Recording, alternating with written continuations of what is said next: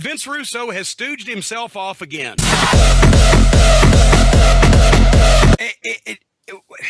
This was, I guess, this was a video from his podcast, right?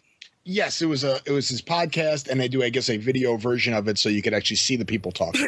Because I saw much of it. I couldn't take listening to that fucking voice or looking at that goddamn brown puckered sphincter of a fucking face for like 17 minutes that it was. So I watched some of it, and then I was going to go back to it. And by that time, it had been taken down because he'd realized what he'd done. But basically, for the folks who don't know, Vince Russo, on his podcast with that and Disco Inferno, he's harmless.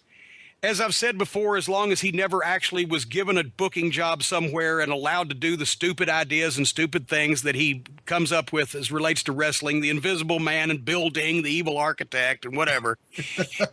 He's gotten a job for the past 10 or 15 years because he's from New York, and Russo likes to have his own kind around him and likes, Disco's tomfoolery.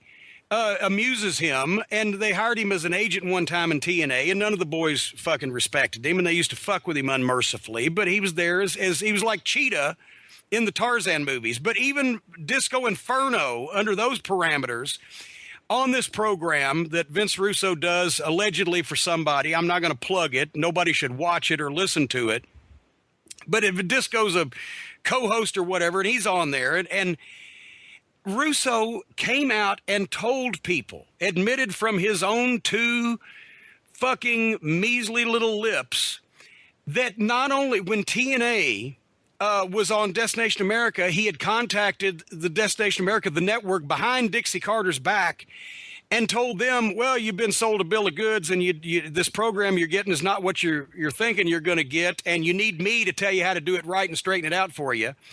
And he was basically trying to suck somebody's dick for a job, which is probably the job he's going to end up with shortly when he keeps stooging himself. And then he did the same thing to Pop TV. He's done the same thing at Brad Schwartz at Pop TV.